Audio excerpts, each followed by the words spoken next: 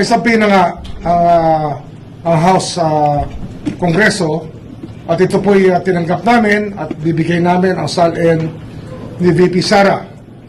Kami po ay may sabihin na rin na binibigay sa House tungkol po sa SALN ng isa sa mga empleyado ng Congress, ngunit ayaw po tanggapin ng Congress ang sabina na aming ipinapadala, ayaw tanggapin ng security. At ito, public notice lang po.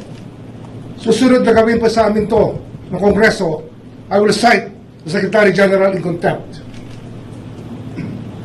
At hindi ko may papayag na baliwalain nila ang Office of the Ombudsman. At ang sabinang yon ay nauukol kay Safronio Gabunada, isa sa mga House employees. Ang ranggo niya yata ay Deputy Secretary General. At ito po ay tungkol sa mga plunder cases din na aming hinahanda sa mga congressman na kinauukulan. Flood control related. At tataka kayo, hanggang ngayon, wala pa rin ang mga SALN ng Kongreso. At ito, fair warning na naman sa Secretary General na hindi po kami papayag. At sa linggong ito, pag hindi namin nakuha yung mga SALN na una namin hiningi, ay sususpindihin ko po siya mula sa posisyon. Magkasubukan na po ang ating legal system kung ito po ang kinakailangan. May rason po ba yung House kung ba't sila tumanggi at meron mga official na tumanggi? Wala sa akin, wala hong dahilan dyan. Kung gusto may paraan, kung ayaw may dahilan. Ngunit hindi kami pumapayag sa kahit ano pang dahilan.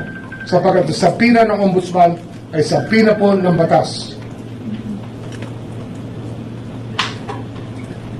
Sir, sorry. Itong sabina po for Sufronio ay para ibigay po si Minister Sufronio Gabunada sa inyo yung mga sali. Isang congressman lang po or multiple individuals? SALN niya mismo.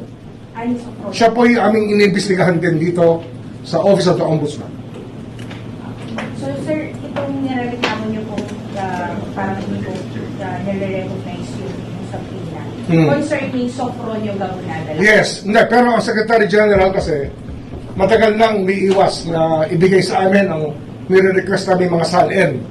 At ito po ay magkakaroon tayo ng medyo problema sapagkat ito po ay tungkulin nila sumunod sa kautusan ng Ombudsman. Tungkulin po nila yan. Kaya ngayon, ang sasabihin ko na sa publiko, lahat po ng congressman, hinihingi po namin ang SALN ng 10 taon at kung gaano katagal man sila sa Kongreso. At lahat po ng Secretary General at nakaraan mula sa 10 taon na hanggang sa mga Deputy Secretary Generals, hinihingi rin po namin ang kanilang mga SALN. Bibigyan pa namin sa pina sila bukas at sana huwag silang magkakamaling huminti sapagkat hindi po kami papayag na hindi sila mag-comply sa aming kautusan. Ombudsman, meron na po ba kayong initial communication kay Speaker D about this po? Meron na ho. At nag-usap pa kami ng Secretary General isang linggo, 2 linggo na nakararaan.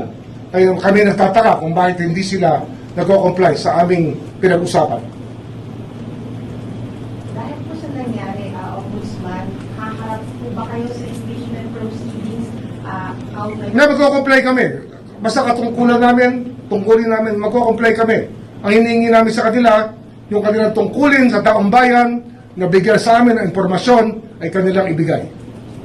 Sir, yung sabina po kasi is asking you to come in person on April 14 to submit the SALN to the Vice President.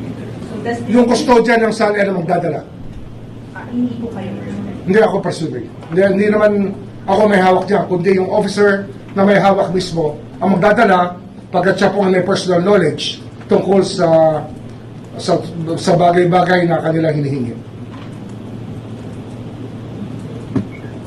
Ombudsman, may naisip ba kayong reason kung bakit ayaw i-provide ng ibang lawmakers yung SALN nila? Hindi ko naintindihan kasi ang batas ay batas. Dapat sumunod sila.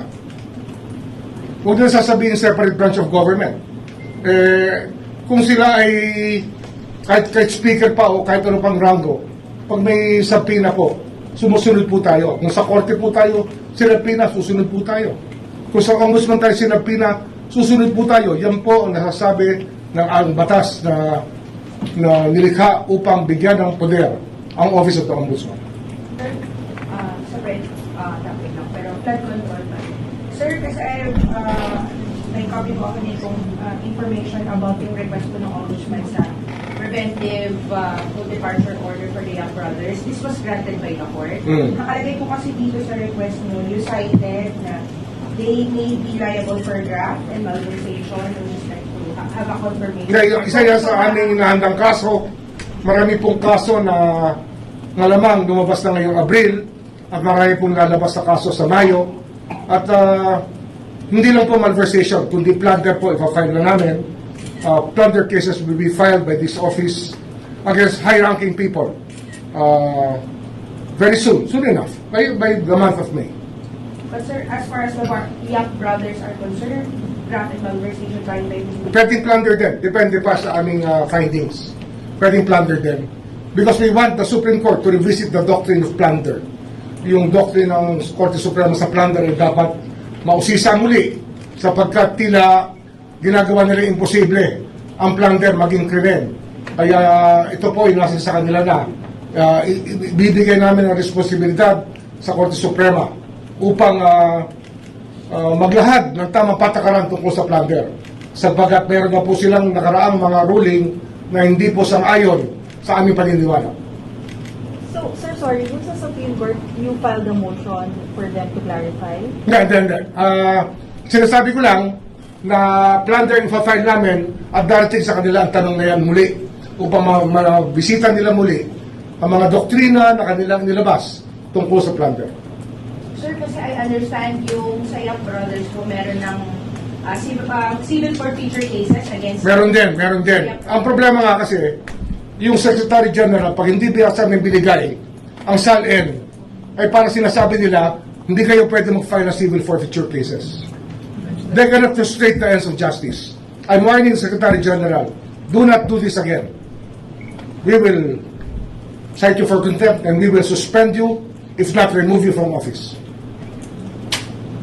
Sir, the fact ba na may, I'm asking your opinion on this as a lawyer, given na meron na pong civil forfeiture cases na pending against the Young Brothers, does this make them liable for plunder already?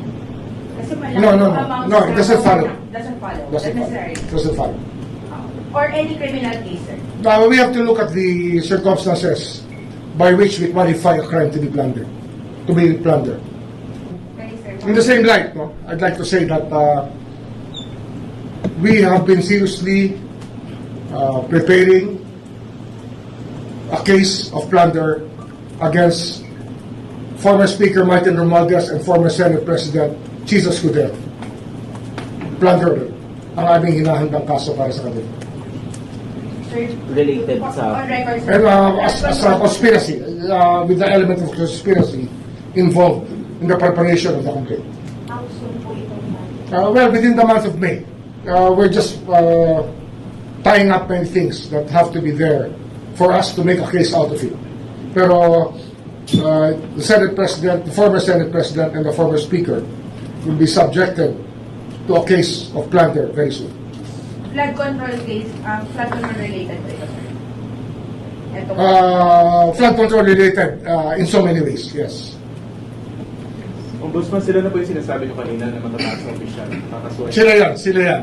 Pero marami pang iba kasi nga marami pang ibang mga miyembro ng dalawang bahay na maaaring tamaan din ng mga kaso ng plunder sa aming hinahanda ngayon. Since ito ay involving former Senate President and Speaker, may kinalaman din ba sa violation of drafting a budget? Exactly.